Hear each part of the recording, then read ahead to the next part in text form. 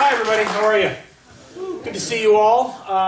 And thanks for the kind words, Jason. I really appreciate that. It's a treat for me to be here in Kentucky at a very, very esteemed trumpet festival. How many of you, gets it out of the way, how many of you are from Kentucky? Okay, and how many not from Kentucky? Awesome. Okay, it's like 50-50, which on one side and the other. Conservatives and non-conservatives. Whatever. I didn't say who is who. I'm just saying division of church and state. Well, there's a long storied history in this state and this university, starting with the great Vince DiMartino, whose equally spectacularly talented son is sitting right back there, Gabriel. Talk about a trumpet geek, right? Vince, who names his kid Gabriel. I mean, please, you're going to be getting that the rest of your life. And that's followed up by great Jason DeVal, who's now here carrying on a long, proud tradition of great trumpet playing in this part of the world. I'm kind of convinced people get good here because there's nothing else to do, so you might as well practice. And I think that's an awesome philosophy because where I come from, I'm a Canadian, but I'm a dangerous Canadian. I'm a Canadian with a green card, okay? It means I can build the northern wall. I can adopt you as a child if you want. You can come on over. And they can't do anything about it. But my beginnings in Canada were, there was absolutely nothing special about the way I started playing the trumpet. In fact, I didn't even want to be a trumpet player. I wanted to be a drummer. And you had to pick trumpet or clarinet. And then after 2 weeks, because you need a lot of trumpets and clarinets in the band, right? And after 2 weeks, there were tests, and the best players could then decide if they wanted to be percussionists. So out of 23 trumpets, you, sir, Samuel, probably just Sam, right? Yes. Sam, why don't you go ahead and guess who was last in the test? You. That's cold. Sam's a smart, observant cookie sitting in the front row taking notes. Yes, dead last. And I went home to quit music. I said, that's it, I'm going to go into drama as an option instead. And my parents are very, very German, and I told my mom, I said, I want to quit music. And she said, wir haben no quitters in our family. Auf keinen Fall, mein lieber Junge, das gibt es bei uns nicht. You're going to do one year on the trumpet and then you can decide. You don't start and start. Nicht bei uns im Haus. I wish that was a joke. She's 82 years young, and she would say, yeah, that's what I told him. Yeah, and she was, right on the money. So I was kind of stuck playing in the band, and I didn't want to because I really wanted to. I was in the Kiss Army. I mean, that's what I wanted to do. People, Peter Criss. Any Kiss Army fans here? Okay, I'll keep that. Yeah, one long-haired dude in the back row. Yeah, I would do the mullet too if I still could, but care forward for me. So I had to play in the band, and two wonderful things happened in that first year. First of all, I discovered the coolest thing about being in music at all, which is the camaraderie of playing. I mean, you're all geeks, and nobody's good. Everybody sucks at 12. You just do, okay? So just deal with it. And everybody is bad together, but you're having a good time.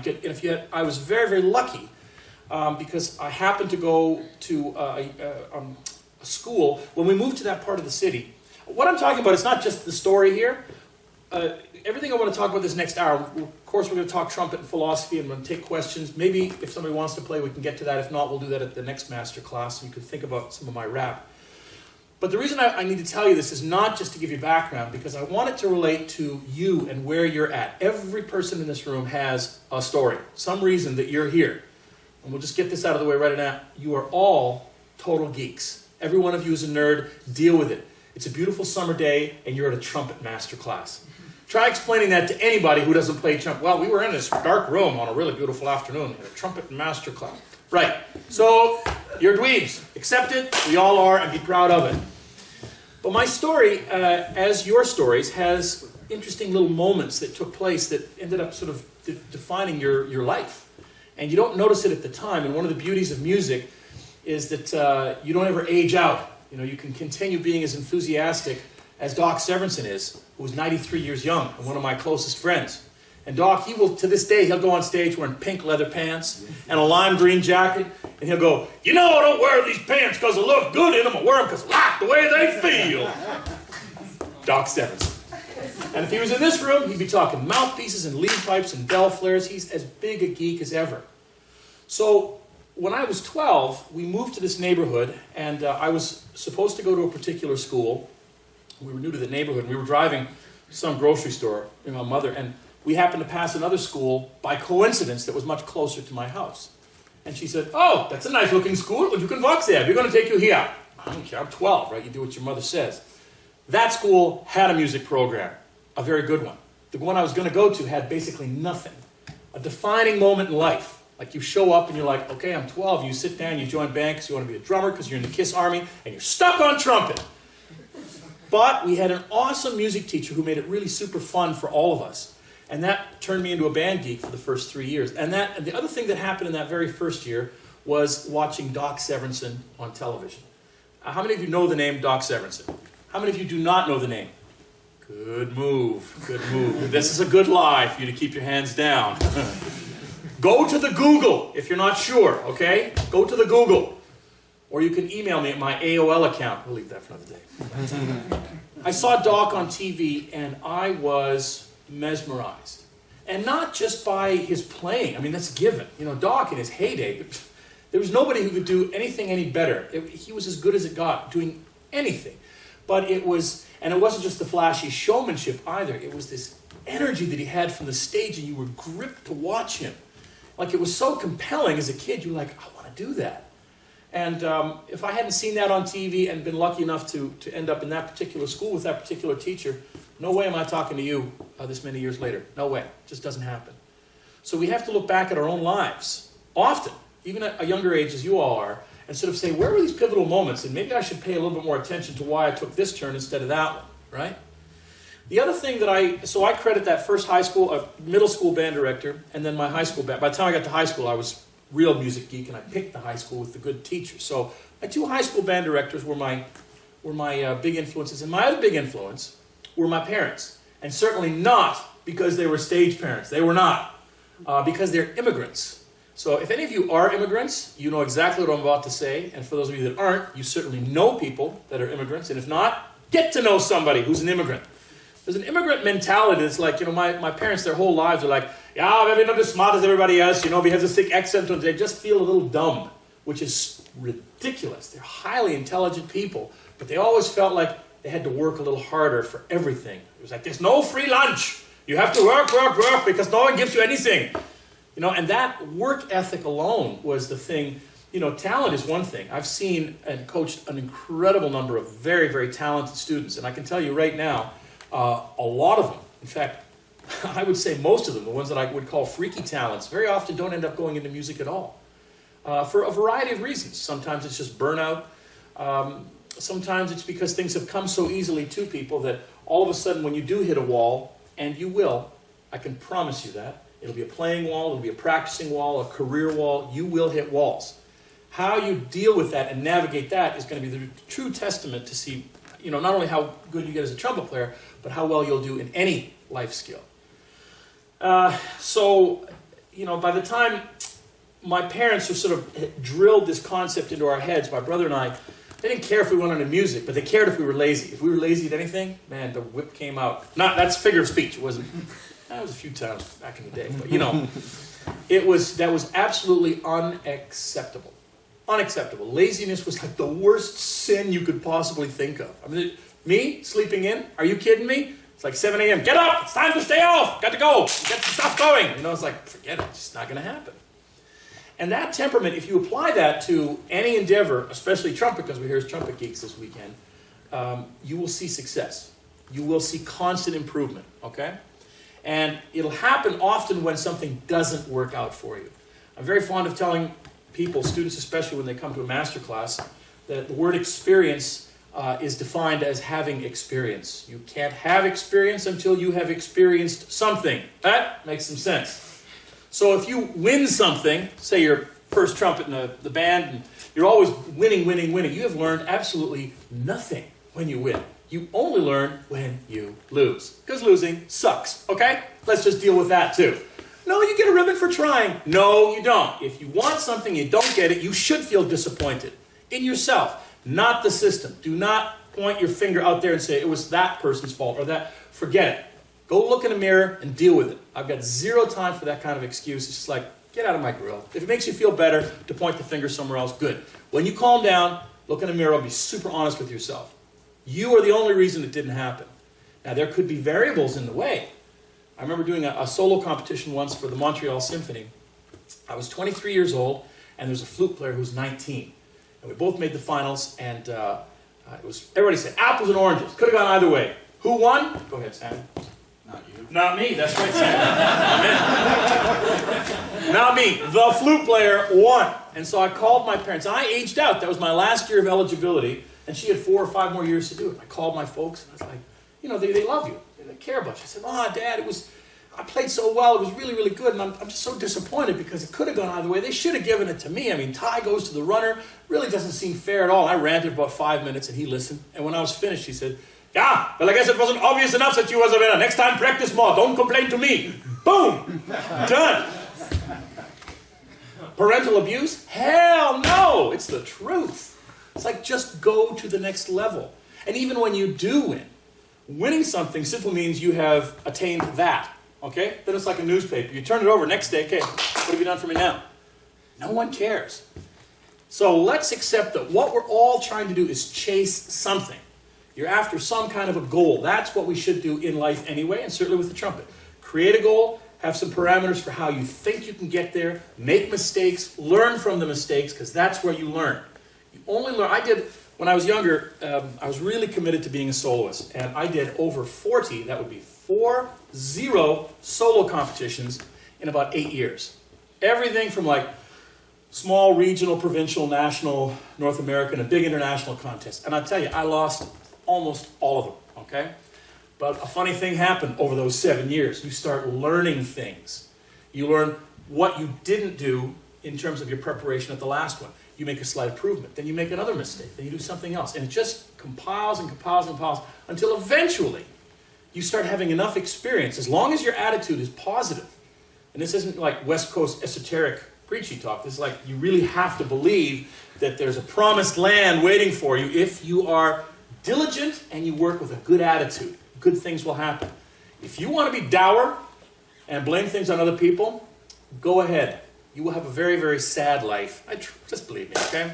People like that, you often see them in brass quintets. They're the ones who always say, okay, we're going to start at measure 4. All right, no, that's fast tempo. No, trombone, too slow. There's always one bully. One bully in the section, right? And there's always one person that's like super quiet. It's usually the French horn that says nothing. And what you realize with time and experience is those people that are like the natural alphas, the bullies, so to speak, they're insecure people. That's what it is, a giganto facade. The minute you are aware of that, you're like, I'm totally in control of the situation now. You actually feel bad for them. You know who the most dangerous people are? The quiet ones, French horn players. That don't say anything in rehearsal, right? And then rehearsal ends, and you're all having a beer or some sandwich, and can you believe what so-and-so did? I can't believe that. Backstabbing, they rip you apart, but they never do it to your face. Passive-aggressive behavior. Don't buy into that either. Gossip is stupid for a reason. You know, talk it out with people. Accept what you can and what you can't do. Everybody has limitations, and when you have a group, as we did with the quintet, you have to accept that as a group, you're moving together. So if one person sucks, you all suck. It's not that one person who made it bad. It's like you have to find a way to bring the one person along. And that means the only way you can do that without killing each other is to find some positive moment, like some way to explain to each other, we're all in this together. So as airy-fairy as it sounds, trust me, it works. Because the alternative is no good. If you do something, Sammy, in a quintet, and I call you out, maybe I'm even right, you're like, hey, you're right, but you're going to remember. It's going to come right back at me. Whereas if I do something, some way to try to build you up, you're going to remember that too. Because I'm helping you out in a situation, it makes you better. You're going to be happy I gave you that advice. You'll take a bullet for me. It'll go 2 ways. And that has to be the credo when you're working with people. And I think that's a very important philosophy to consider when playing the trumpet, because practicing is a very solitary affair. I mean, it's just, you're in a room alone, and guess what? It's supposed to sound bad when you're practicing. You know, you should lurk around the hallways and listen for the people that are really not sounding good and repeating something that doesn't sound good. I'm going to show you some practice techniques, super simple, super effective, and you will see, whew, this happened to your playing if you trust me, okay? But practicing is that time when you're supposed to iron out what you cannot do. It's not the time to sit in there and go, I think so-and-so's, listen, I got my F. Yeah, I just threw that down. Come on, give me a break. No time for that in life. So that's the first part of the philosophical route. Any questions so far? I don't want to get into the trumpet. Anything at all? Like my green card status. I'm good till 2025. I'm actually eligible for citizenship now. I could, get it. done it yet. All right, let's talk trumpet. Wait for it. Oh yeah, it's blue. It's blue. The new Yamaha Sound Brass is in the bell. Normally they're black, right? But mine's red. Because I'm super famous. Made it for me, just saying. Yep, my trumpet is blue. And yes, there are giant mushrooms on the bottom of this. You see that as well?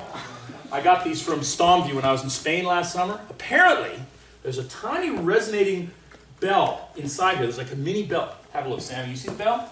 Yeah. Yeah, right. Okay, apparently that bell resonates at certain frequencies.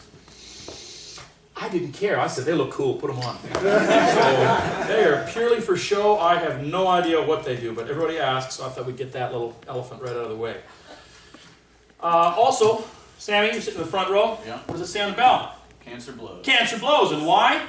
Because it does. Ryan Anthony's. Well, yeah, exactly. It's Ryan Anthony's foundation, which I'm on his board. And, of course, he's a very dear friend of mine, and he's going through a shit cancer right now.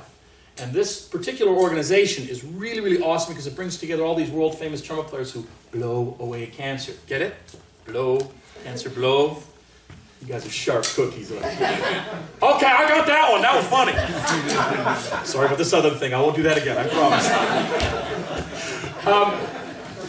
Now, the reason, obviously, I like to parade around and talk about that because one of the things that I really want you to sort of try to absorb in the few days that we have together. We've got today a couple of master classes, some concerts. It's just to hear my rap because it is a lot of it, the philosophical approach to it is what guides me when I'm working and what I aspire to. And when I had this put on the bell of my horn, it was like, you know, I'm going to just keep it there because, you know, as classical players, we play 4 or 5 horns in a concert anyway, so this just happens to be one of them. But it's a reminder to every one of us that we have an opportunity every time we stand up on stage to make an impact, a difference. Now that's a different philosophy than going, I'm going to nail this, I'm going to crush it, you know, nuke something. Or worse yet, think that people really care about you. They do care about you, but they care about whether you're being honest on stage or not. Okay? If you're playing carefully, it's the worst thing in the world to do because on a trumpet, when you play carefully, you're going to mess up. I can promise you that. There has to be a fearlessness to it, and then an awesome sense of humor when it doesn't come together. You know, you must be able to laugh at yourself. That doesn't mean you accept mistakes and say, oh, mistakes will happen, I'll laugh them off. No, when nobody's around, you get your ass back in a practice room and start thinking, what am I missing here? Because that's unacceptable. You can't get to the next level until you figure those things out, okay? All right, that's a bit of the opening philosophical rep. Now let's talk trumpet. Day one, right? I was like 12 when I started. How many of you started on a low C? Was your first note on the trumpet? How many started on a second line G? Anybody started on a third space C? Jason, look at you. Man with a tie and a big job. We should have all started on a third space C. Anybody started on a note higher than that? Yeah, that's quite rare. There was like one hand, he's the boss. So there's a good reason for it. That's because, ladies and gentlemen, I'm going to tell you about the first lie that we were all fed on day one. The notion of high notes. It's stupid. They don't exist, okay? Day one, you play the trumpet. You go, woo! Got a note, right? Day two, right? Day three, day four, week 5 for me. That's when you have the power to destroy the clarinets, right? And that's the first lie we were ever taught. Oh, go higher. It'll be great. And then the next lie was how we read music. Look, there's a low note. It goes up. No, it doesn't.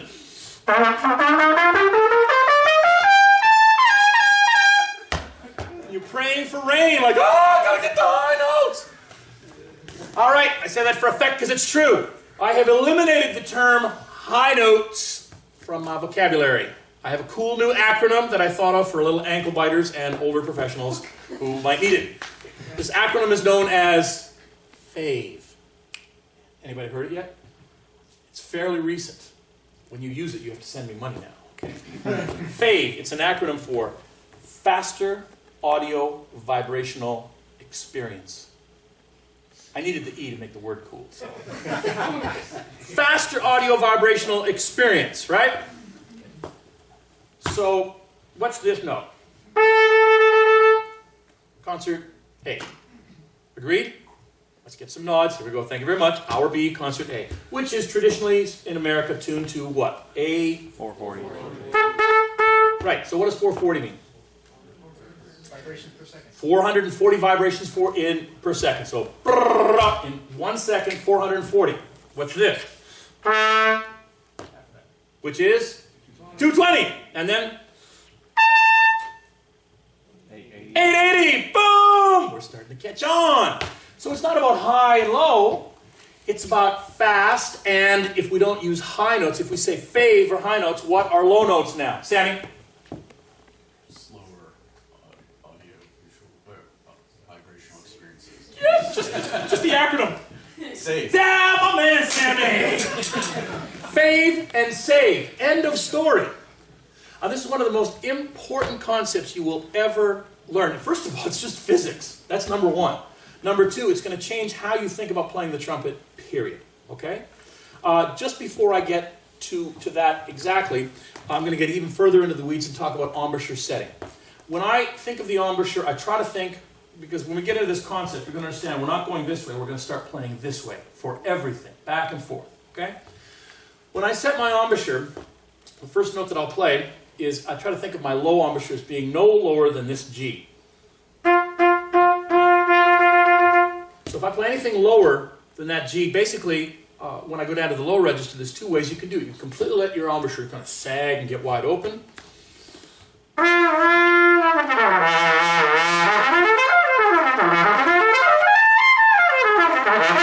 Now, if I'm coming in and out of that register, relatively speaking, there's a fair bit of movement taking place. I want to minimize that.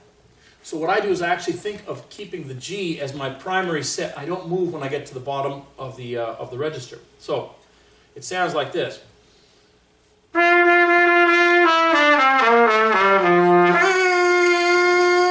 you know I'm staying on the exact same note. I'm forcing the pitch to stay here. I'm playing the notes downward, but it's really pinched and nasally, kind of like a 7th grader would sound on the instrument.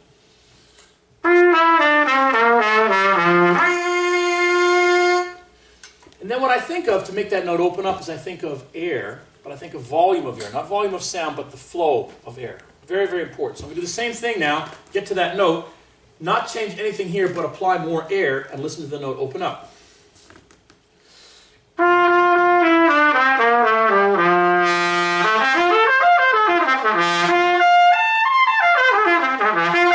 Now, when I go in and out of that register, again, relatively speaking, there's far less movement taking place, which is what you want. You want this to be as efficient and easy as possible. Okay, now at the other end of my range, I call it the golden sixth. 6 notes, get it? G to, Sammy? D. Concert D. You meant concert D, because you heard, oh, Sammy. Jack Wingman. Okay. It's a 6th. That's my embouchure set. So when I get to that E, nothing is higher. Now I'm thinking this direction and never up.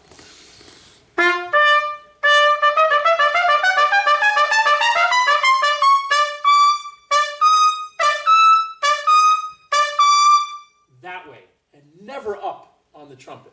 And it completely changes your whole philosophy. Like, again, when you see music, you see these giant gaps, and we think that something has to happen. And what we've done is we've had years and years of thinking about it the wrong way, so you kind of have to unlearn that habit. But it's really important that you start to think of this being how we make sound, because it's about faster and slower vibrations. That's all range has to do with. There's other variables involved in that. We can talk about that too. But that's the first philosophy about it that I need you to think about. I need to also show you something. I need a tissue for this. Somebody have a tissue? Clean would be preferred, but I'll take what I can get right now. Nobody in the room, if I do this in Asia, there's like 18 tissue packets thrown at me. The Asians are all white. They're like clean. Got these. Oh, nobody's got a tissue. He's going to the washroom just for this demonstration.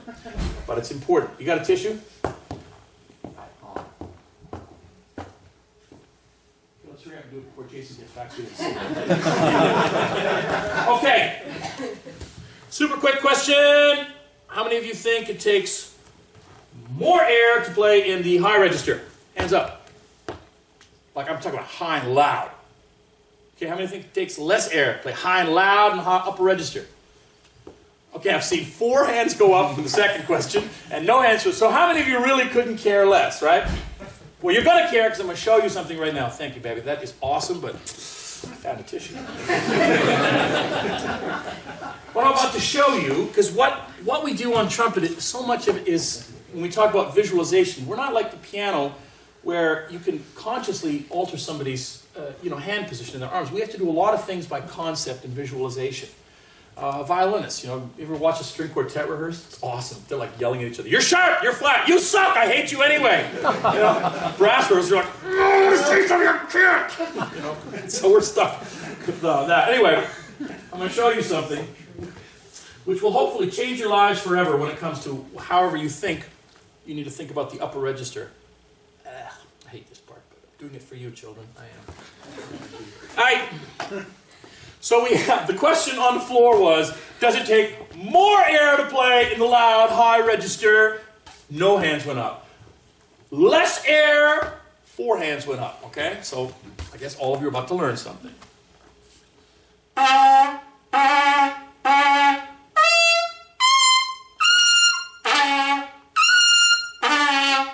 Survey says? Bingo! I knew you'd get it. Summer camp in Kentucky. Right. So now if you understand that concept, now there's 2 new things you've learned. We're not going to think up and down when we read music. We're thinking forwards and backwards. Very often you'll hear people say, especially lead players, they'll say things like, throw it to the back of the room. I always wondered what that meant when I was young. Well, okay, I'm going to do that. I don't know what I'm doing. And then often what we do is a big mistake. We try blowing harder. It'll go further.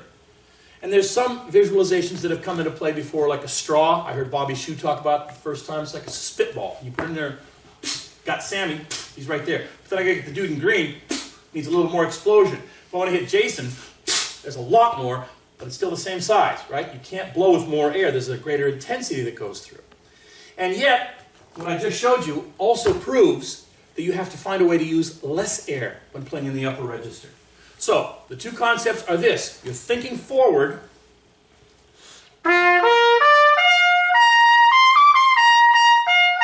But you're also thinking this way.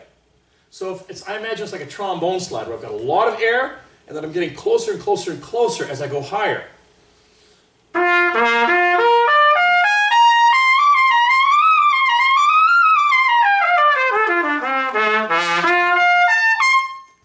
There's another way of thinking about it, not just this way, but consciously thinking of using less air. And I'm almost imagining playing here, like right at this part of the trumpet. These are kind of, they're actually simple concepts. To really make them effective, it will take some experimentation, but I can assure you there's total truth in what I'm showing you here. So those are 2 different ways of thinking about working in the upper register in particular, which is always the first question you get asked at any trumpet workshop. How do we improve that area? Okay? Any quick questions so far up to this point? Got to be a question. I'm not doing another thing until I hear a question. I'll stand here and drink my Starbucks, and it's a good coffee. Oh, yeah. Is that me? Mm-hmm. Okay, cool. So some people talk about, I just want to get your opinions. What it sounds like kind of you're going is the mouthpiece is kind of the horn, and the trumpet itself is the amplification of what you're doing in the mouthpiece. I would say there's a lot of truth to that. A lot more truth than we like to admit, because trumpet makers like, well, I have the greatest instrument ever. For instance, I play Yamahas. Thank you for asking. I have for 30 years. I have a tattoo right here. Would you? No. Anyway. So, yes, the trumpet is critical, but the mouthpiece easily as much so. Now, mind you, we're also talking about a very advanced form of thinking now. You can blow into any piece of lead pipe with any kind of a mouthpiece and basically make it sound okay. But to really get to an advanced level of thinking of everything, you do have to start matching mouthpiece and horn itself, as well as what style you're playing.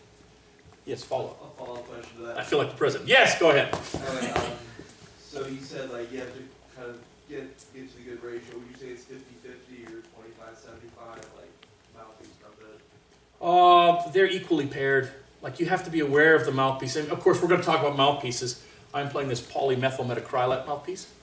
Fancy terminology for plexiglass. As a Canadian, I just find it really cool that I like push my face up against the hockey glass. You know? This is my mouthpieces are made right here next door by Peter Pickett, who I love. I played GR mouthpieces for a long time right after leaving Canadian Brass. And about 4 or 5 years ago, I met Peter, and I really dug not only his mouthpiece making skills, I dug the person. Like, he's a really cool guy, so I wanted to help him out. And he's been awesome at not only teaching me, but sort of waiting till I get comfortable. And I had a student earlier this year. She's very allergic to metals. She has a mouthpiece made of buffalo horn, whatever. And it reminded me back in the day, David Hickman, for those of you who know that name, back in the day, he used to play a latex mouthpiece. What was it? What was it? It started with an L. And it doesn't matter. It was a plastic rim. And we always thought it was curious. And anyway, I started mucking around with these because Peter had them. I fell in love with it. I mean, I really did. It's like there's a consistent feeling. You know, it's like it's always warm. It's not porous, so it doesn't slide around on my face. It just feels awesome. And you know, you're thinking, well, it should feel awesome. This is the most intimate point of contact. You talk about trumpet and mouthpiece, and I'm talking about the lips. This is what actually creates sound, which is then amplified. And we use other areas of the body, which we'll also talk about, to further enhance efficiency and get things like projection, resonance, volume, etc. But the most intimate point is right here. Prior to this, you know, I played gold-plated mouthpieces because they are not as porous as silver.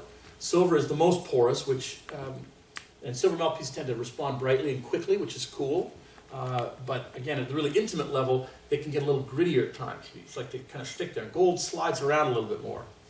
This, I'm not really sure we can call it sticky. It just feels nice. And I have found absolutely no drawback whatsoever to using this mouthpiece, except maybe like 2% off my top end of sheer utter volume. You know, like we did a piece at the brass band Battle Creek recently, Song for Hope, which is the theme song for Cancer Blows. And I was playing the first part with, you know, Scott Thornburg and Rich Kelly playing second and third solo, and the band cooking, and this big high D. And I sounded good, Sammy. I sounded good. But it was like, I was like, you know, I didn't feel as present. I felt like, oh, I lost maybe 5% of the, I knew it was there, but it's not quite the same relationship with a synthetic mouthpiece. But that's like 1%, which you hardly ever use. Every other benefit has been very positive. So certainly I wouldn't ever not try them. That's kind of where I'm at these days. And then my other thing about mouthpiecing, which is cool with Peter, is that you can do variations on tops and bottoms.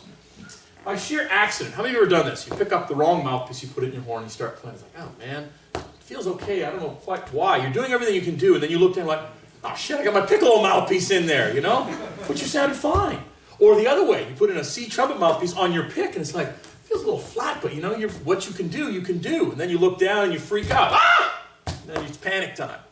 So by sheer accident, I happened to put my piccolo top on a big fat orchestral bottom, and I stuck it into my trumpet, and it became sort of the ultimate lead mouthpiece because it was all this compression right up here, and then it took off.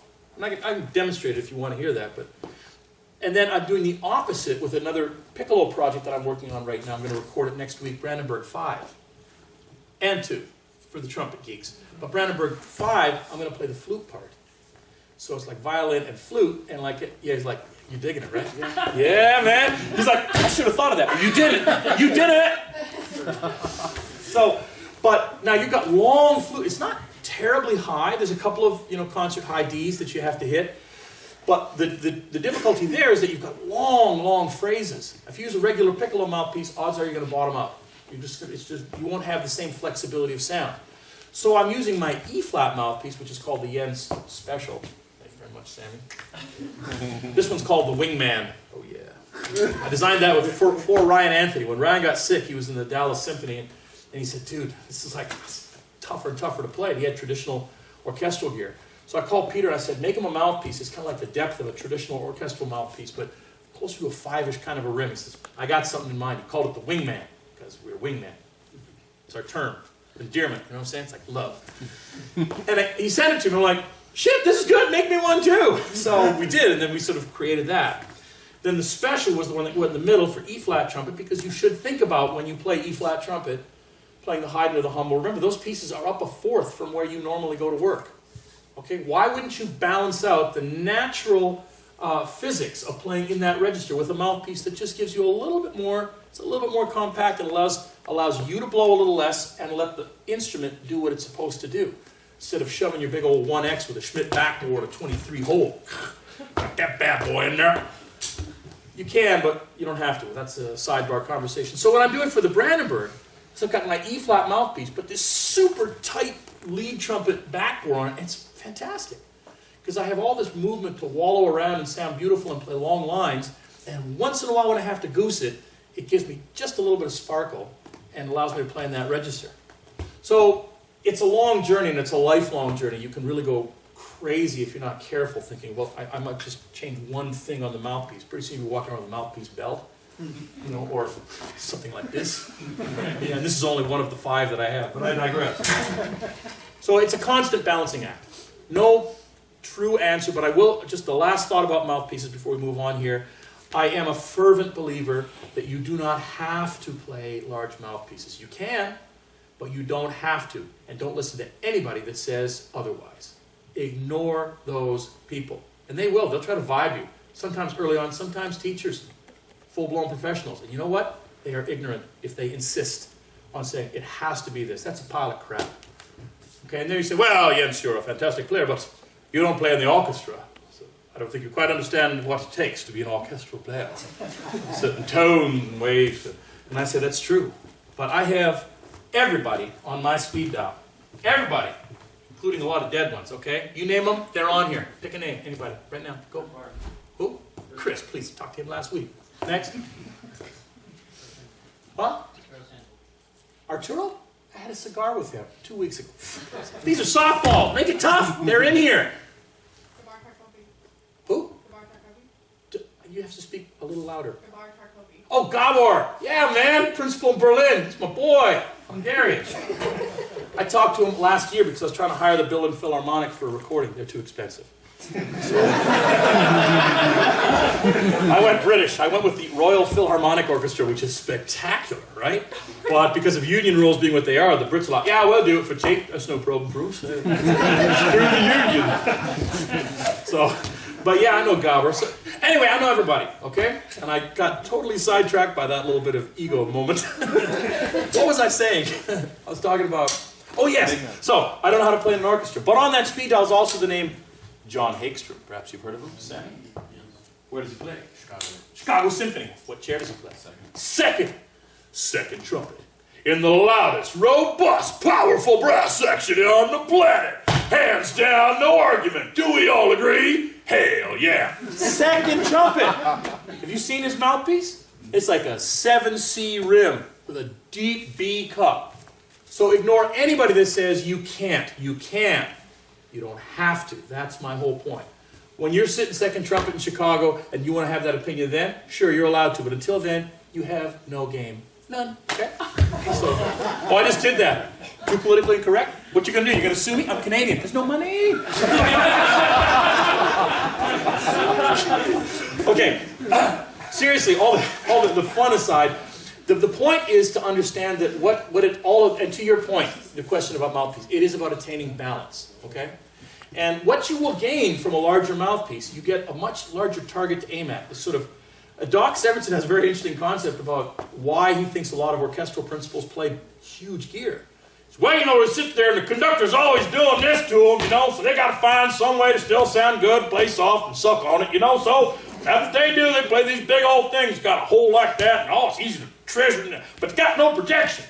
He's convinced that his little 5C mouthpiece projects louder and more thoroughly than the loudest orchestral player you can imagine. It's not a contest, all right? But the point is, it's very, very important, especially at a formative age, that you immediately stop buying into this. We started on 7Cs, and you're only good once you've graduated to a 1.5 or a 1-something box sizes. To make it a little bit more practical, what I look for in a student when I listen to them play, I'm listening for compression between G and high C.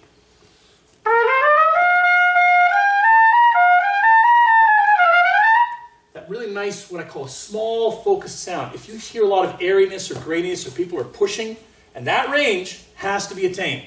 All right? Don't sit there and say, well, I'm a section man, and I prefer to just play from G on the staff down. That's where I sound the best. You know, I like to counter that by saying, you know, if anybody in this room could be Alan Vizzuti for a day, they would do that. And those people that say, well, it's not really my thing. You're full of it. You would all want to do it. We'd all want to be that. So what we listen for in that register is compression, meaning that there's not a lot of strain and there's a good centered sound. And when I hear a student that is really fighting to play even a high C above the staff, first place I look at is mouthpiece. Because what I'll try to do is provide a little bit more compression. Have you ever done that game where you stick in a really tight mute, you start playing something,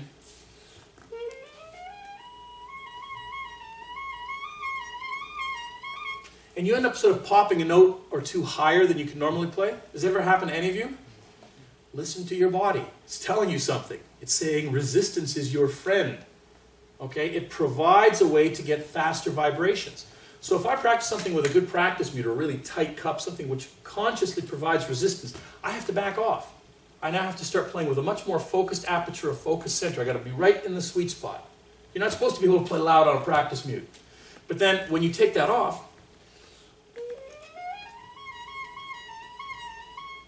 if I play exactly as though it was there, I'm anticipating that resistance.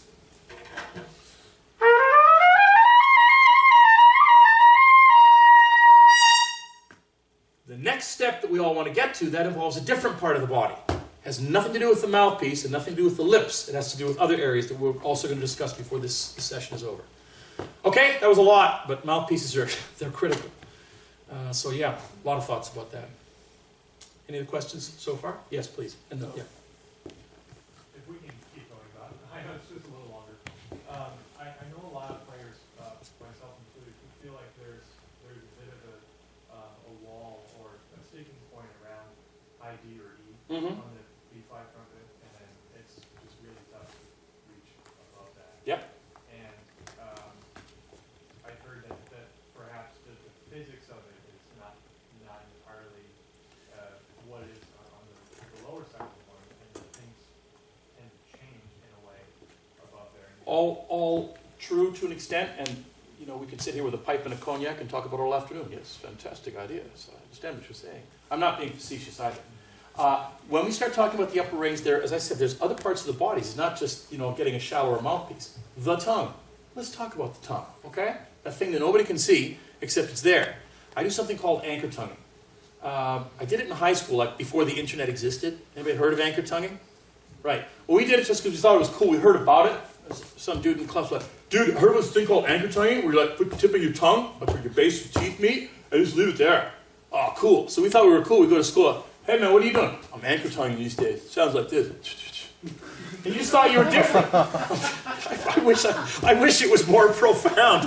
But it turned out that I stumbled on something which I believe to be one of the most pivotal aspects of my playing. And I think it's something that a lot of people neglect to talk about and really put into practice. Anchor tonguing is exactly that. The tip of my tongue stayed down here. Let's talk to Sammy about this. Come on, Sammy. You've been having fun with me. I'm going to have some fun with you. So, I'm going to take the tip of your tongue. What's your name? Sam. Sam. Where are you from, Sammy? St. Louis. That's great. what kind of trumpet do you play, Sam? Box Stradivarius. That's good. I play Yamaha. That's nice, Sam. You sit down. Right. That's where the tip stays at all times. Okay, this is really, really important because if you understand how the basic physics of that work, this is my lower teeth, and the tongue is here. Look, as soon as the tip is down, it arches the tongue. Now, you still are articulating by touching the roof of your mouth, but it's not the tip, it's this part of your tongue.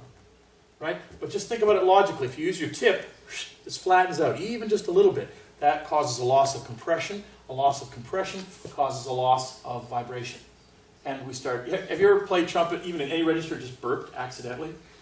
It's the weirdest thing. First of all, it hurts. Then second, your tongue goes, yeah. I never understood, like, why does it do that, you know? And it's because there's total loss of compression before you get it back. So working in that register and getting to the next level of that, the tongue becomes a critical part of that equation. So one thing I'll try to teach students, I'll say, I'd like you to place, I'll ask them to play something without tonguing, just a chromatic scale. And I ask them, where's the tip of your tongue? If they tell me it's floating, I can almost guarantee you I'm not going to hear the kind of sound I want to hear in that range. They can do it. If I let the tip of my tongue just float, I could probably get to a C, but much beyond that, as great as I am, and I'm great, Sammy, it's not going to sound that great. This is the tip of my tongue floating.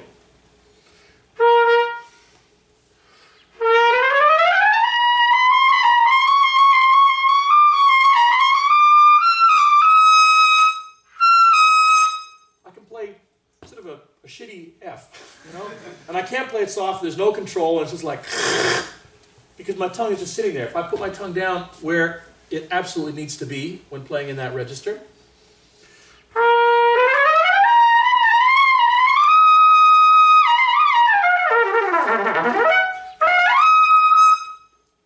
there's no question it has to be anchored. You don't believe me?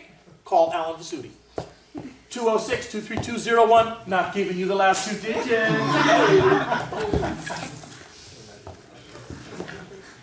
Actually, that was the number. If you remember the first six, you got the number. 99 more often. Well, that's true. But maybe the last two digits were 99. Listen, here's a humbling moment. When I joined the Canadian Brass, I remember our first concert was in Seattle, right? And I was like, I had the Canadian Brass on a poster in my home. I came back really depressed one summer. You know, I don't know, something crappy had happened, as usual, on the trumpet. My mom felt bad for me. So she had taken a picture of me, and she cut out my head, and she pasted over one of the heads of the guys in the Canadian Brass. Turns out it was Freddie Mills, who I replaced my mom's voodoo mom, you know. And I walked into my bedroom, and there was my face on the poster, and he's like, it perked me up. He's like, you're a good trumpet player, don't worry, it will get better. Yeah, and like 8 years later, that's the guy I replaced. So, anyway, where was I going with that? Once again, I got way sidetracked. But it was we were talking about Fred. Oh yes, Canadian Brass. So I get into the Canadian Brass. My dream, to play with my heroes, right? First week of the gig, I'm in Seattle, and they gave me this black satin jacket. Canadian Brass was all over the back, and I had the night off, so I went to a movie. And I'm like, go to the movies with my Canadian Brass jacket on. Buying my ticket. Yes, I'll take that ticket. I get a tap on the shoulder. And somebody taps me, he's like, do you play the Canadian Brass? And I'm like, yes, I do. And she says, you must be the new trumpet player. And I'm like, yes, I am. I mean, I am starting to swell with pride that I have made it. She goes, yeah, I've heard about you. Yeah, my brother-in-law turned that gig down. His name's Alan Vasuti. Boo! Alan and I laugh about that all the time. So never get too big for your britches, because... Okay, Alan, that was my point, talks about that. You must be anchor tonguing in that register. There's just... To do it any other way is counterintuitive and far less productive. Sometimes, how many of you are trumpet geeks on the internet? Trumpet Herald, Trumpet Master, yeah? Okay, all of you should be. I am. I'm on those sites. I've got my real name, Trumpet Jens, and I got a fake name. It's a European sounding name. I had a student who almost cracked the code once, and I changed it quickly. So I've still not been found out, but you know, I'm not a troll. I actually ask important questions that I don't have the answer to, because I'm famous, I'm me, I can't ask those questions. So this alter ego asks the question, and trust me, you think you're nerds? There's 6 or 7 people that will answer within an hour that are way nerdier. Oh, this is, you find the answer. Then 2 or 3 days, I weighed in a couple days later with Trumpet Jens. You know, I've been thinking about this issue that's been currently floating around Trumpet Herald, and this is what I've come to. I'm like, oh, thank you, Jens, for being online. Oh, it's so awesome that you're here. Wow, we're so lucky to have you. I'm like, well, it's a pleasure to drop in once in a while. I think I'm joking. Point is, the answers are out there, okay? And so what I will once in a while do, I intentionally say, yes, I've been working on my anchor tonguing lately. And then I call them like the ISIS of the internet. These zealots who all of a sudden, it's not called anchor tonguing, it's called K-tongue modified, KTM. It was invented by Claude Gordon, who studied it from Herbert L. Clark himself. Anchor tonguing is a misnomer, we shouldn't call it that. Trust me, every single time! And I wait for it, and then I write back, yes, but my anchor tongue was working really well. Send! The point is, all the kidding aside, that is another form of what is called KTM, K-tongue modified. Think about what that means. It just means the K portion of your tongue is in a modified position. If your tip stays here, then your new T is here, and your new K is a little further back. Right? Instead of... It's very subtle, but it's another way to think about tonguing. And really, really critical in the upper register. That is especially prevalent when you play on piccolo. You'll hear it on old trumpets, but it's really, really easy to hear on the piccolo. If I do a traditional tongue position for the piccolo trumpet,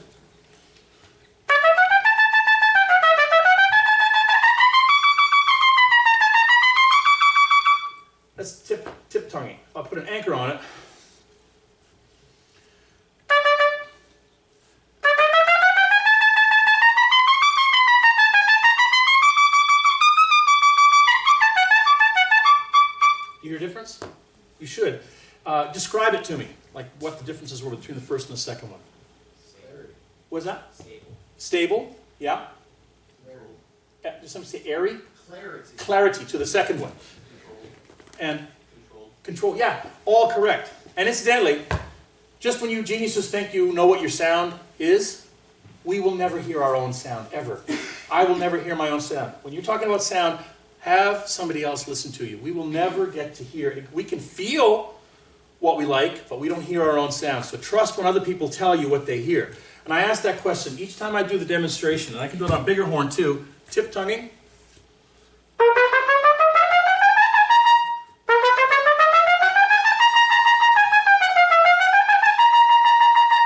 And anchored.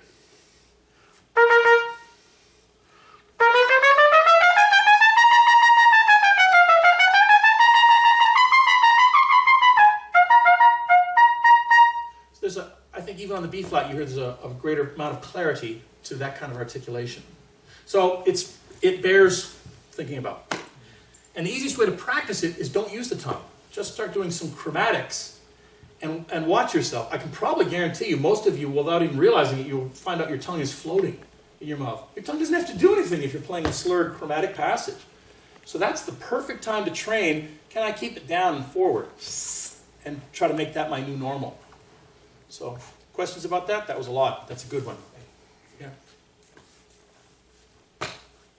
Yes?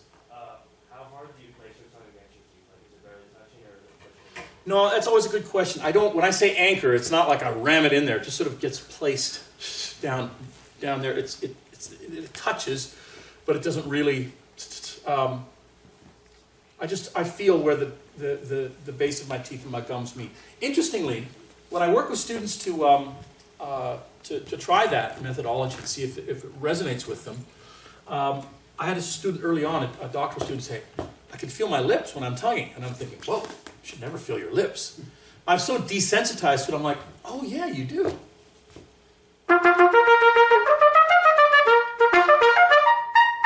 I can actually feel my lower lip because I'm sort of pressed here and the fleshy part of my tongue can feel my lower lip.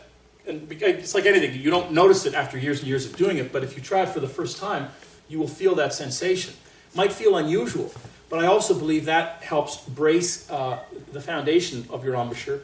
As my friend Alain Trudel says, the great French trombonist, the embouchure, the lower lip is the blue collar, huh? The top lip is money. You don't mess with the money, but the blue collar, you can beat it up, give it a good workout, eh? And the bottom lip is the key element to developing embouchure. So it makes a lot of sense if I've got my tongue up against it that it's sort of supporting it in a way that's subtle yet not so subtle. Okay? That's a lot to take in, but muck around with it, see if you like it. The only time I would advocate tonguing between the lips is not very often, number one.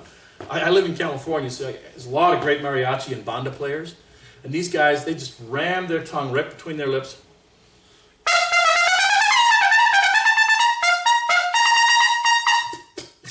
And it sounds awesome for that style, but it's useless for an overall rounded ability to play trumpet.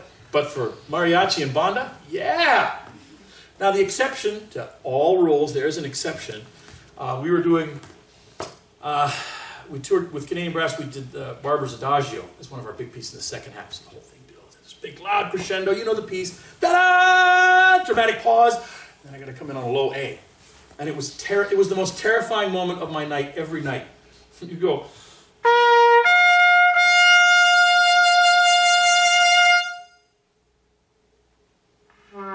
You'd come in and ah! And if you sucked on it, it ruined the whole drama of it. It was terrible.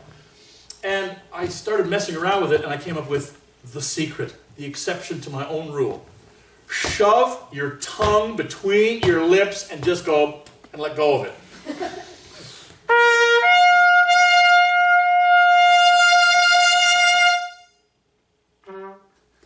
Never misses. Never. It's absolutely wrong. Nobody would write it down in a book. It's called Experience Sammy. I give you that one for free. It cost me a lot of sleepless nights, man. What are you going to do for me? Okay, so, but that's, and the other time I've heard people talk about actually opening the aperture, because my concept really has to do with closed focused aperture. Bobby Shue talks about it when he talks about real lead playing, where you want to get what he calls a little hair on the note. If I play a nice focused,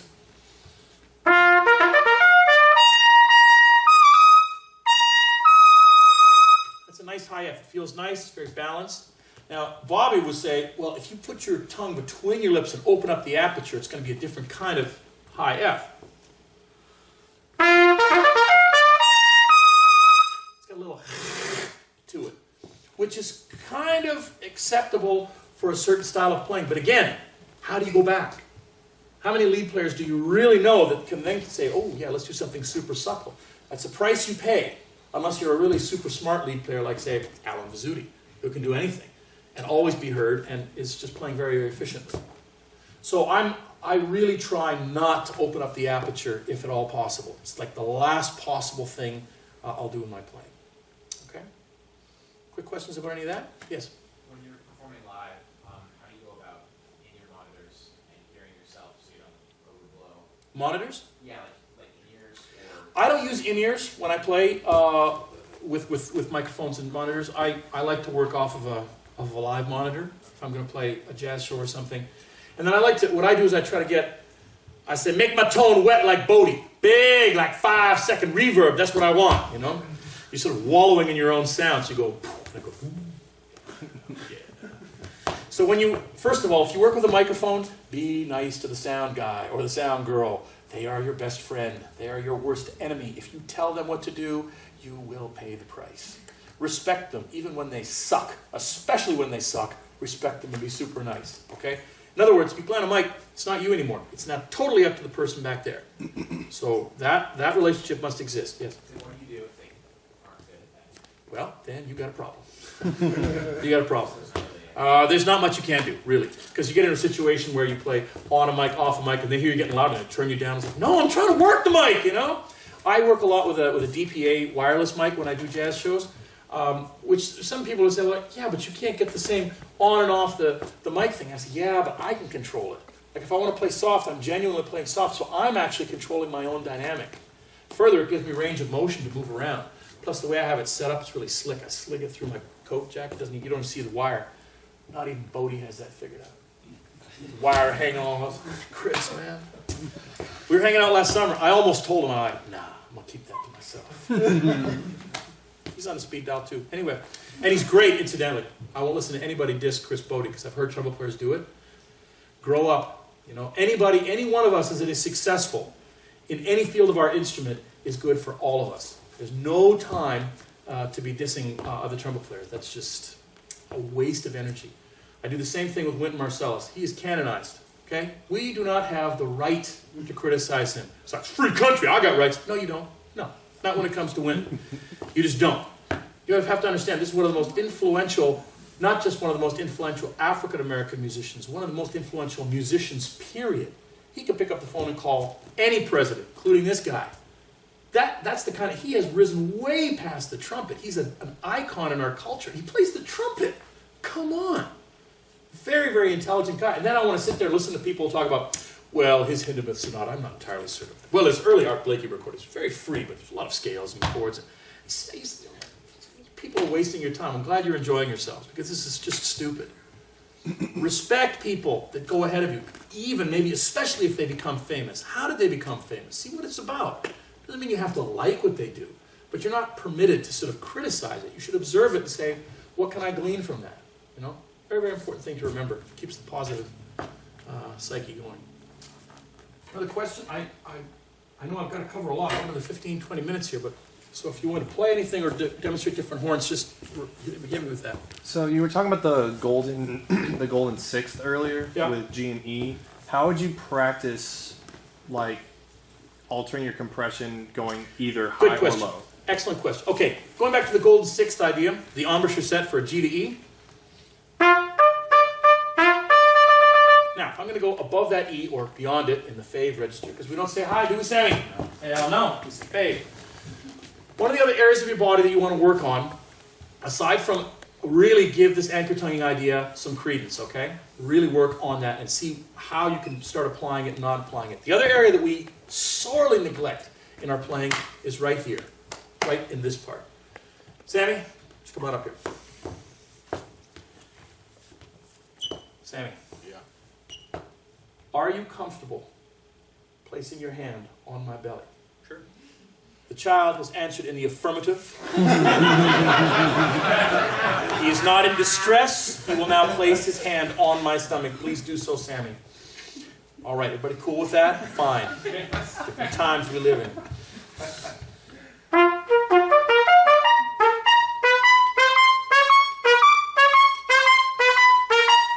It's getting weird. Sit down, okay. Sammy, what did you feel on the fave notes? You were engaging your core. Engaging my core. I like to call it the baby kicking. Sometimes I call it the tone pitch. Yes, back in the day I used to be an athlete, quarterback, in fact, at high school level. I was, Sammy, no joke. We went 0-9. That's 0 wins. And then I received the most valuable offensive player award for our team. I didn't want it. I'm like, please, how can you give me this? We didn't win a game. These muscles down here, engaging them is a really, really critical aspect of understanding how the trumpet works and getting both compression, which is what we're looking for, and not just the speed of air. Because remember, when we say things like speed, people misinterpret that. They go, gotta blow harder. You don't. You have to compress and get less going. So this area, how you can practice on this is super simple.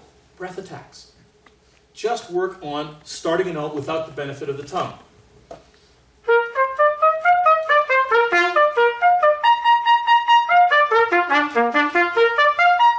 And every time I'm going up to the fave register, there's a lot more kicking taking place right here, because the only way to get that to work is through this part of the body. Otherwise, I can use the tongue, which is what a lot of little ankle biters will do, right? They don't breathe, they go. And they spit the note out. Yeah, I got it. Yeah, but you're doing it all wrong, you know? The ones who are doing it right, those little, 12-year-olds that are like,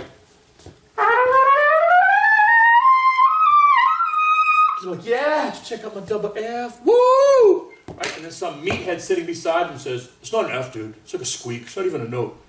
And then you get all insecure, like, it's not a note. Yeah, it just sucks. And then they start blowing harder. Or they get bigger mouthpieces. And then it all goes away. How many times I've heard at the college level, oh, you should have heard my range in high school. It's way better. But, I lost like a third, once I started really playing correctly. I'm like, no, you lost a third because you started playing incorrectly. You forgot what it was all about, which is blowing less. One of the greatest cello players in the world is Giuliano Sommerhalder. You know that name? Go to the Google, okay? His father is also a very famous teacher. I remember meeting Giuliano when he was 13 years old, and his father was a famous teacher. This kid could play anything. Brim, concerto, it didn't matter what the tempo was, lightning speed, perfect, right?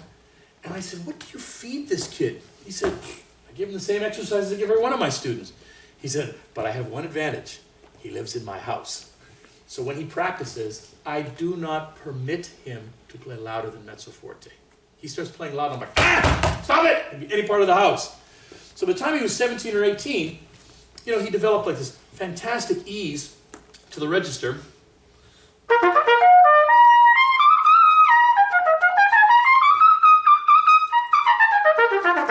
He's kind of puffing on the instrument. All the other elements are being developed. Then you start engaging the core and other parts of the body, posture, all those other elements that now factor into getting to the next level. And boom, you've built a trumpet machine.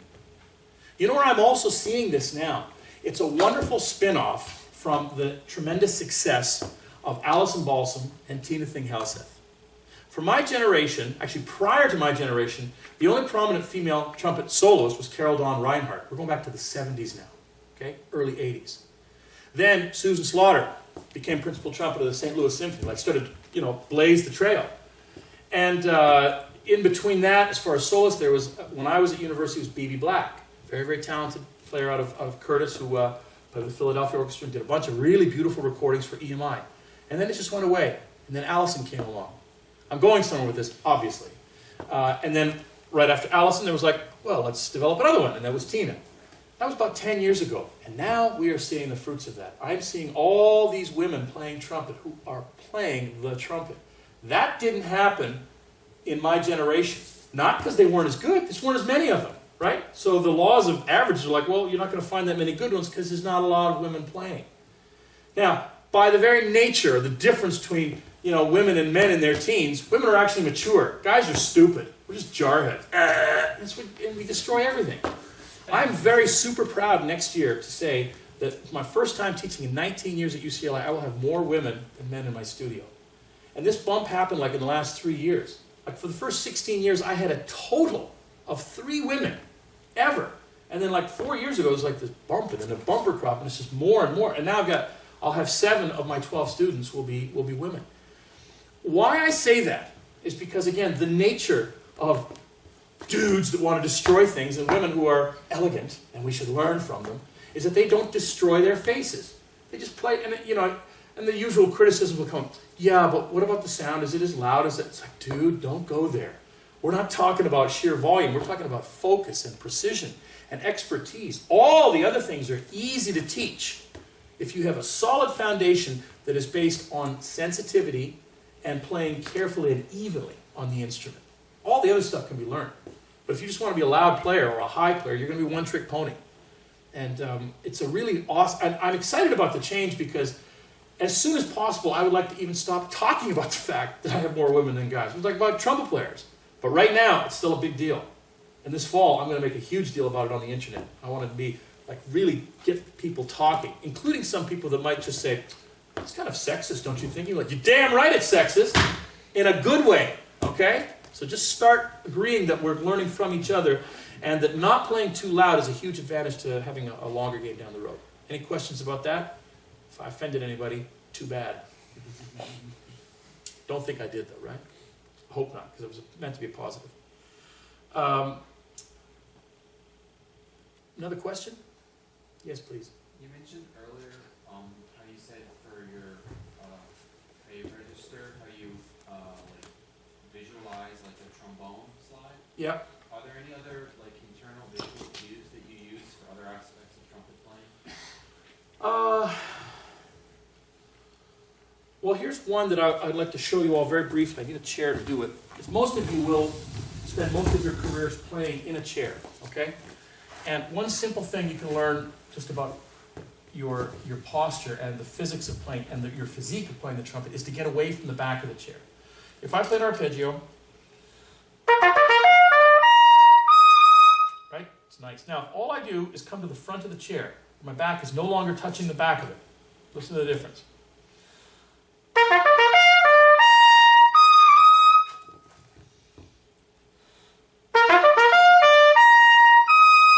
Please tell me you hear a difference. There's no trick. There's no, I'll do it one way when I'm sitting and then I'll come forward and change something. What I'm doing is I'm freeing up the other part of my body to get involved in playing the trumpet. As soon as you lean back, then you're playing from here up. You don't engage this part of your body naturally. So that's a really, really important thing to think about. When standing, one of the ways you can get into that is by learning to bend your knees just ever so slightly so that you can feel the weight going back here. If your knees are locked, it's like the bottom half of your body is not usable. And also when you bend your knees, you kind of almost come back like that. Sometimes you see lead players doing this kind of a thing. Really smart players know what they're doing. They're actually causing a type of compression. So it kind of looks a little unusual, or maybe that they're showing off, but really smart ones are using their bodies very effectively. What you don't want to do is go reach out to the trumpet. I've never seen that work positively for anybody. As soon as you reach out, it's kind of like, Sammy, come on up here again. I like you, Sammy. I want you to tell everybody your name. Where are you from again? St. Louis. Now, say it a little louder, Sammy. St. Louis. Now say it in radio voice. St. Louis. And say it with operatic radio voice. Just make it up, whatever you think that means. A little bit more. Say it one more time. St. Louis. Now, the very first thing he did, without even realizing, he went, he did that. You do it Thank you, Sammy. You're awesome. You automatically do that. That's how you get that kind of a voice. Pretentious opera singers walking around. I'm doing a low poem this week. Fantastic. And we can learn from them. I did a master class not too long ago where there was a soprano, and she sung for me. And I said, I don't care what you're singing. It doesn't even matter. I'm watching your body. I was staring right here. I said, every one of you trumpet players should get together with a good singer and watch right there what they're doing to make that work in the upper register. That's exactly what we're doing, okay? So bringing your chin back in is another super simple thing that you can do to start maximizing efficiency of trumpet playing. Again, same arpeggio, doing everything right, but reaching to the trumpet. Now if I bring that in like that, and I talk like Sammy. It's like night and day. And what I've done is I'm trying to become body aware of all aspects of playing because I want to take it to the next level of efficiency. So that's one of the things I constantly try to think about. Because I have a long neck, I tend to slouch anyway. And I have to constantly remind myself to do that. And when I do, it's always much better. I know we're getting really close to the end of this time, but I'm having too much fun. Any more questions? Yes? Dave Monet talks about rooting your feet in the ground as a source of... Rooting your feet? Yeah, like rooting yourself in the ground through your feet. And having He also gets design concepts from his cat. So there's some astro travel involved there. Some Oregon stuff. I don't know. Yeah, I just said that. What? It's not even a lie. It's true. The cat gave him like design, STC. Okay, if that works, like rooting. think about that whole... Well, what do I think about? How do you root into the ground? I mean, it's just my weight. It's like, how do I root further into it? Or, dig down? I mean, I'm trying not to be facetious. Yeah. Okay, to answer it more seriously, there's lots of ways you can describe the feeling of what you're talking about. So if you say root into the ground, I would naturally want to bend my knees like I'm going to dig into it like a sand pit. So that changes my body stance because I want to get down into it. So to that end, yes. What it will also do, it'll start to firm up this part of your body, exactly where Sammy was touching me, appropriately, because it was public and we agreed he would do that. And this part of the body is now engaged. What we don't ever do is want to tighten up in here. This always has to be free so that the rest of the body can maximize what we're trying to do. But yeah, sure. That can work. Another question? We talked about one other little thing. The most important thing you can develop is your tone, okay? So one thing that I have really been dogging students on, especially this last year or two, it's crazy because I'm like way into my career and I've been doing this a long time. Singing. Okay, I don't really care if you have a crappy singing voice. If you cannot sing what you are about to play, even bad singing, if you can't match pitch to what you're about to play on the trumpet, you have no business playing the trumpet. It's that simple. You must be able to hear. You can't just blow A and push down a valve. You'll never understand what true resonance and working with your body is about until you can sing something.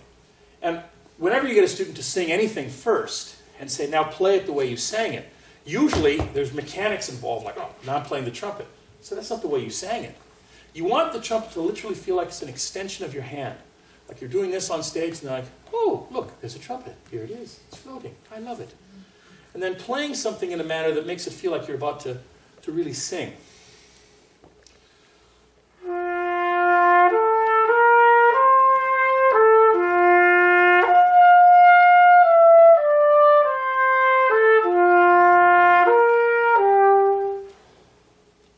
then come out of that. Like when you finish, you should, when you take a breath, when you know you're going to breathe in a phrase off the note. You wouldn't go dee dee da da. No one would sing that way. You go dee dee dee dee dee dee. And that's how you want it to feel in the body. Sometimes we forget how to relax the end of a note when we're obviously about to continue something, like saying a sentence. And that kind of imagination, if you start doing that on the instrument, all things start to really fall into place much more quickly. It should never feel like it's this clunky thing in your hand. It has to be an extension of who you are. Okay?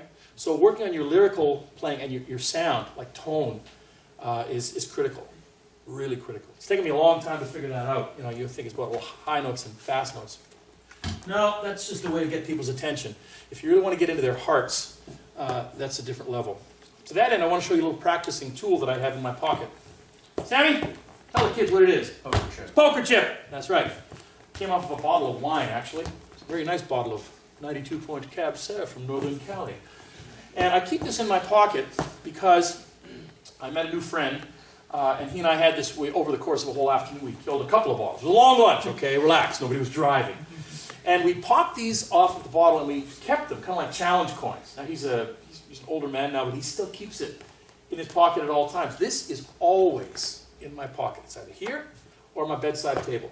Not because I'm OCD, but because it actually has meaning to me. And this is my little tool for practicing. So what I do, because this little item means so much to me, I take it out, put it on a stand, boom. That means I'm ready to go to work. And then when I start practicing, I'll do something.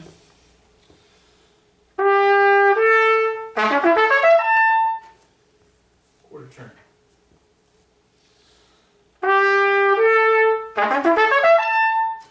Okay. Oops.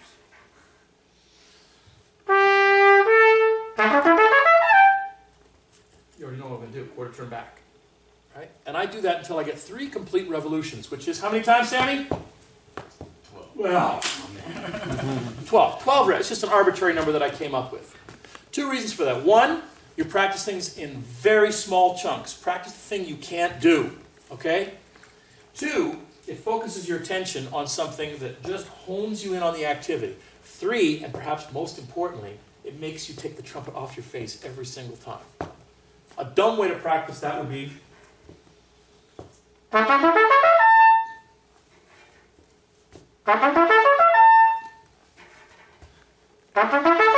thinking you're saving time. No, you're actually being stupid. Okay, you want to get the trumpet off your face. You want to have this involvement with it. Every time it comes up, it feels natural. Too many people leave it hanging on there. It's like, what are you doing? You're just cutting off blood flow. It's just dumb. The only exception to that rule, I've seen a few lead players that do that. They kind of find this spot. John Faddis, watch him sometimes. Like, John, he's fantastic. I'm not going to criticize John Faddis. But he'll stand on stage and he just keeps it there. Then he winds up and does his John thing. But that's extremely rare. Smart players that want to have a really big all-around game, get it off your face. I call it clearing.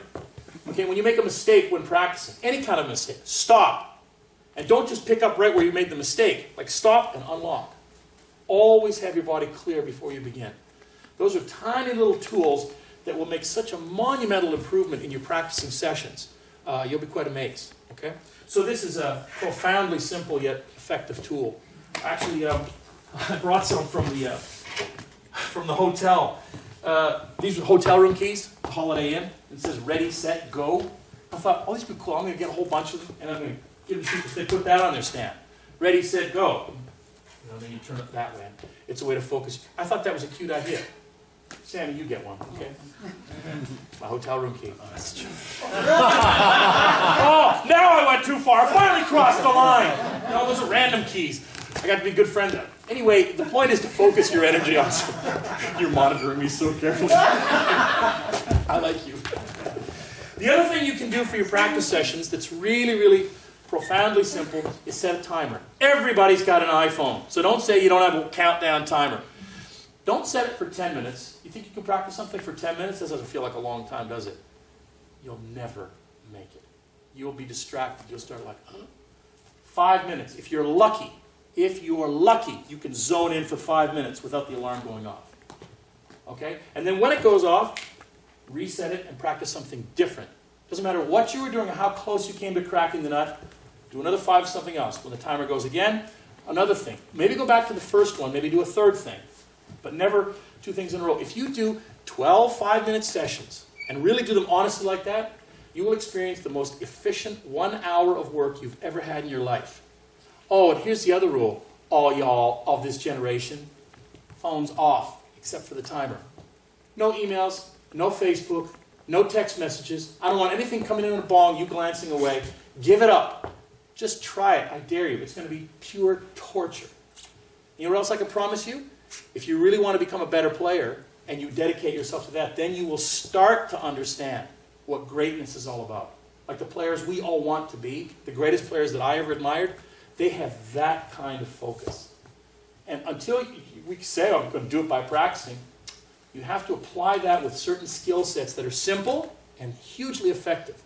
But right now, we are such a distracted society. I'm as bad as anybody.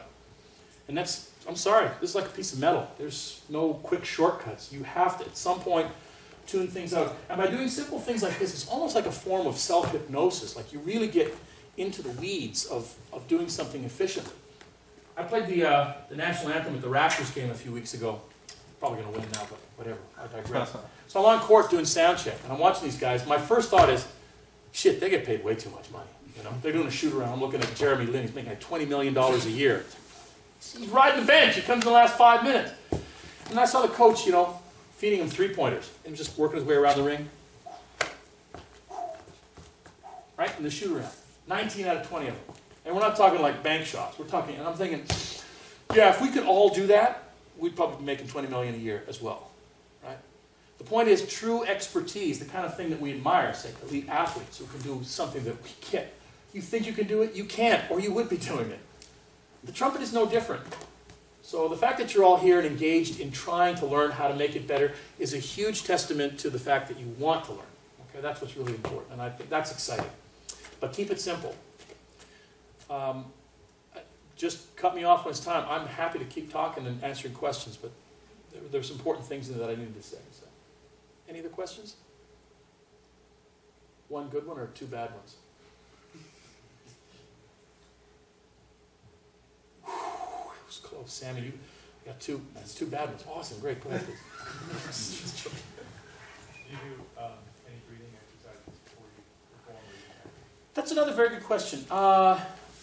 Not really. Not really. In fact, I was having my first set of students graduate, and I realized I don't really do any warm-ups anymore. Like, I just don't. It was something that kind of went away from me when I joined Canadian Brass. It's like a rocket ride career. You know, you're playing in a different hall every night. You're jet lagged. There's no time to think. Get used to the acoustics. Just play, go, and deliver. So pretty soon you learn to adapt very quickly. The one form of routine, and I'll hand it out if you haven't seen it already, it's just the Vince Chikowitz flow study. And it's compressed. My first teacher in Canada, he did a chromaticization of it, so you kind of get through it more quickly. And if you haven't heard it, it's super simple. You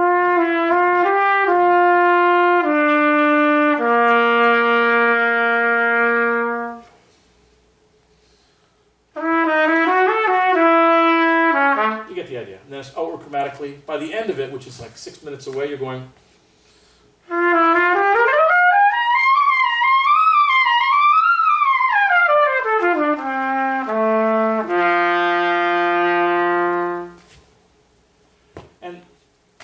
do anything, I do that. I don't really even do that anymore. That doesn't mean you're not supposed to. You have to go through sort of the fires of getting attuned to your instrument. And I say that like for all of us, right? But as you get older, you realize you have less time, and you get more experience. You learn how to get to that spot much more quickly. What I'm not a huge fan of are these, hour and a half long warm-ups. Just call them a routine, okay? There's no such thing as, I'm going to warm up for an hour and then I'll be ready to play. No, an hour later you're going to be tired. All right, I don't care what you've been doing. You're not stronger at the end of that hour. So if you change your way of thinking and say, well, I really love this routine because it accomplishes this, that's different. Then I say go for it, but stay fully engaged. The problem with warm-ups is that we think we're going to go through step A through Z and do all these things and then you're ready. And if you don't do those things, you won't be ready. That's dumb. The minute you pick up your horn, you should be engaged in what am I trying to do? How do I make it efficient and effective? Be thinking. And long routines and warm-ups, if you're not careful, they dumb you down because you get out of the zone very quickly. It's easy to be distracted, and then it's already counterproductive. So, but flow studies, that's the best thing to do is get things vibrating, and then after that you can start adding things. The other thing I want to talk very quickly about, super quick, I know we'd never have, I need like a bag lunch in 5 hours with you guys. That'd be cool. Tonguing. A lot of people like to talk about tonguing. How do you? I've already told you I anchor tongue, but there's another important component to tonguing that you have to understand. Rhythm is the musical term for coordination. That's what it is. If you try to describe rhythm to a non-musician, say, well, coordinate. You understand coordination. Can you juggle 3, grapefruits? Anybody can kind of learn how to coordinate that basic activity. Tonguing is no different. It's not about learning to play a faster tongue, it's about learning how to coordinate your tongue and your body. Your brain tells you where it is, the parameters. So if you're going to go start working on faster tonguing, you have to know exactly where the pulse points are. But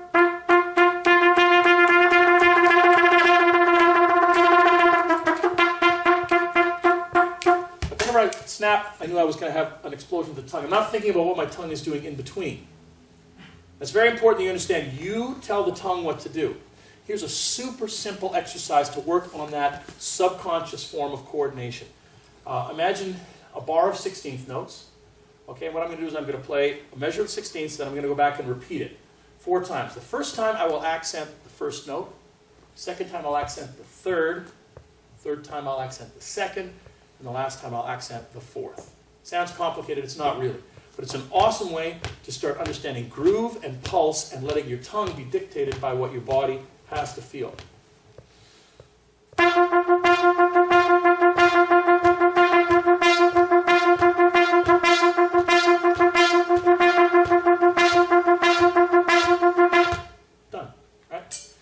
understand that hard, but try it the first few times and try to make it feel like it's nothing. And let your tongue bounce very efficiently and softly, and yet have the accents be exactly the same, kind of like a miniaturized version of one-note Carnival of Venice, if you will. Once you start to understand that, then you start to engage, stepping outside of your body and even your tongue. Then you're looking for the parameters. Okay, if I've got a tonguing passage I got to work on, where's point A, where's point B, what's happening in between? And it's those pulse points that take you through whatever it is you have to work on. Simple exercise, but a really good one for you to start learning how uncoordinated you actually are at times.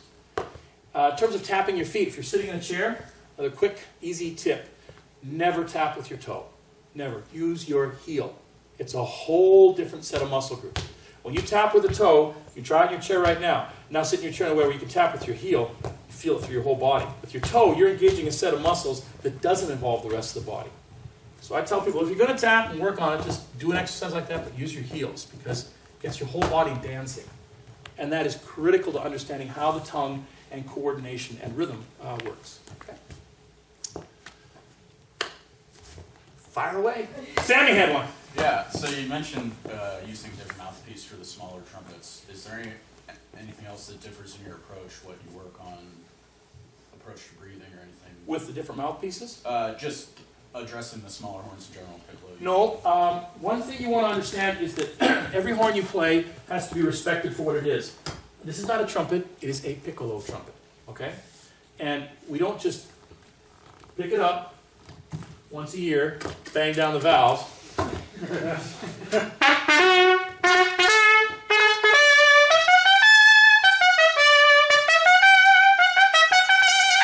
Yeah, get doubling for that. Christmas is here. Woo! No, that's like meathead piccolo playing. Okay, great, good for you. You got doubling. Oh, and you get an Easter gig. Awesome. Yeah, but it's just jarhead playing. To really understand the piccolo, you have to understand how to play light. So yes, you modify your mouthpiece, and I've made the mistake of putting the wrong mouthpiece in before, but it's an approach to the instrument that you have to respect. There's a lightness to it, that when you do it that way, it comes alive differently.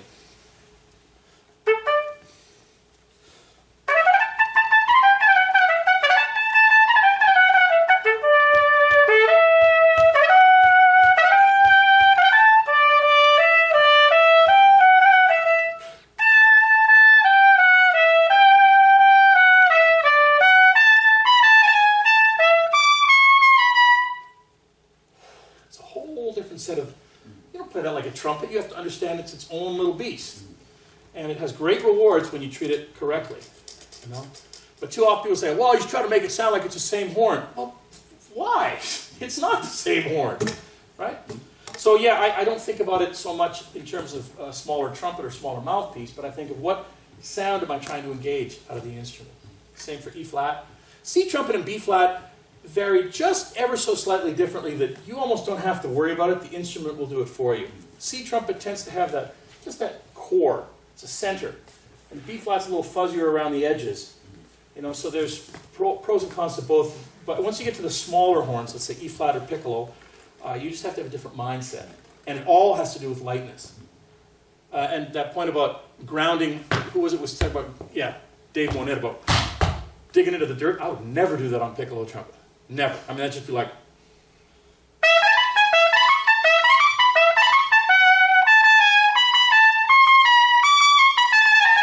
It's like, that's pretty good, but oh, listen to how much more life I bring out of it if I'm putting the weight on the balls of my feet and I'm feeling like I'm bouncing.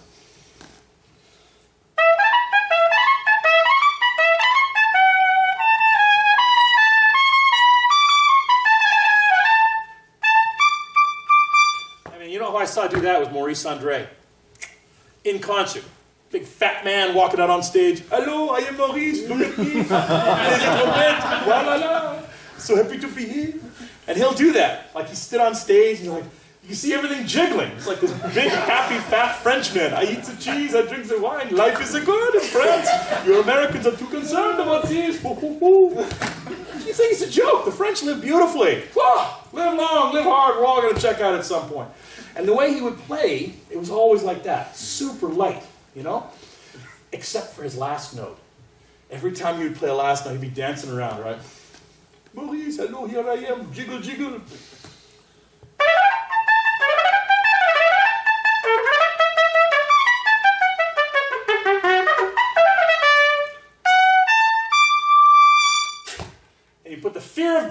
on that one note. Ah! Sorry, I am Maurice, don't worry. And I was like, how do you think he had such a long career? He didn't play like a jarhead. It was all polite. And then once in a while, you got to bring a bit of the juice. That's part of the thrill of playing a brass instrument. I like to say that brass instruments, they should be felt, not just heard. You know, they're like a pipe organ. You feel it, you don't just hear it. And it's okay for brass with a good sound. You can feel the wave of sound. And then what you do is you kind of tease the audience, like, I'm not going to do it, but at any point I might. And it's such an awesome tool. It's not a weapon, it's a tool. And the piccolo trumpet is, it dances when you dance with it. And then it brings the thrill when we need it to do that as well. So I just think about it that way. I'm still golden. If you guys want to break, just say, it's break time. But last question, then we'll take break time. What do you guys have next anyway? What's on your schedule? Me. Oh, okay. Sorry, boss.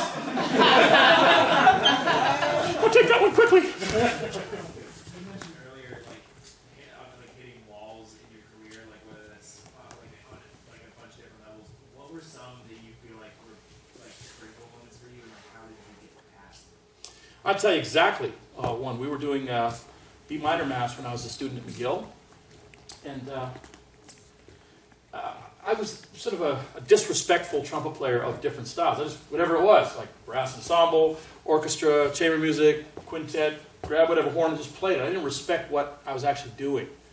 And we got to the B minor mass, and I'm playing it, and first rehearsal was like, well, it didn't sound very good. I was, it gets better. It always does. It didn't. It got worse and worse and worse. By the time we did the concert, I was an absolute nervous wreck. At least I was smart enough just leave high notes out that just weren't going to come out. I was like, so imagine you're out there for 2.5 hours, and it's a disaster. It's a disaster. And I finished the concert, I just went to my dorm, and I couldn't sleep, and I had a lesson the next day. Jim Thompson, my mentor. You wait for your teacher. He's going to fix everything, right? And I said, Mr. Thompson, I got to talk to you. I don't know what happened. Like, for weeks, been working up to this, just got worse and worse. And last night was a disaster. I couldn't understand what was going on with my face. I couldn't figure it out. And he started laughing his ass off. Laughing at my misery. I'm like, what is going on? And he said, put the horn down, kid. I've been waiting for this day. Come on. Put the horn in the case, and he said, last night, you hit the wall. Up until this moment in your life, you've just been doing this, riding talent. And then all of a sudden, that's it. From here on in, your journey is never this again. Your journey is this, this, this. Everything is a wall now. Up until that moment where you just have an absolute, like, you cannot figure it out, that's when whatever talent you have is over. And at that point, you have to really go to work and be intelligent. You'll still have other failures that will take place, but in terms of pivotal moments in my career, that was one of the biggest. Because you really started to respect the process of how to become really great is hard. Now, when you get there, you can make things look really super easy. I mean, when I play with Vizzuti, I'm like, sometimes I'll be sitting beside him, saying, I'll be like, hey, Al, are you at work? Yeah, I'm with him. And then he like gets up and does this Al thing.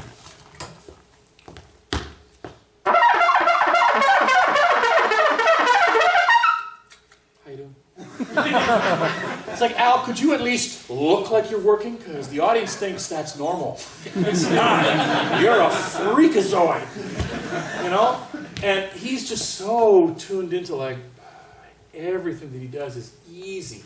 It is easy because he's coordinated. I come back to that word. Everything about his body and his tongue and his lips and the approach, explosion, all the fundamentals. All those days of going, etc., right? And then he got bored. He did his version in 5. Ba, ba, da, ba, da, ba. I can't do it, but he accent in 5. Arturo Sandoval. He'll go, da-da-da-da-da-da. I can't even do it. It's been a while. I did it back in the day, right? E major. Then he'll do it that fast, but everything was a third valve combination. Ta-da-da-da-da-da-da. Yeah, like just think about that. That's not a gift, that's called obsession at a young age, when your mind is kind of simple and free. And for most of you, you're at that point, where it's like, just empty your minds of anything complex, just like, dive into the world of trumpet if you want to get to that level of expertise, right? When you get older, you have less time, you have less headspace, you have to be more clever to do the really cool technical things, you have to do it smartly, not through, natural ability. I have a student right now who's, she was a real teen phenom. When she was 11 years old, she was a freak on the trumpet. So now she's like 19 or 20, can do everything on the trumpet. But it's like now she's sort of trying to figure out, well, what do I want to do with it? I mean, she has enviable ability to have tongue and finger coordination. It's astounding, because she's been doing it since she was 10. But there's a whole other level that even she doesn't know what to do with it. And if she was standing right here, I wouldn't be gossiping about her. She would say, yeah, I would agree with that. So everything is relative to where you want to go and how badly you want to get to that level. You know what I mean? Yeah. This is a long wrap. I love it. You guys are fully engaged too. Nobody's actually bored, which is great. Ooh, I got lucky. I guess I'll, unless there's one last burning question, I'll hand it over to Jason. And I'm going to see you guys again. Is it tomorrow? Yes. Yeah.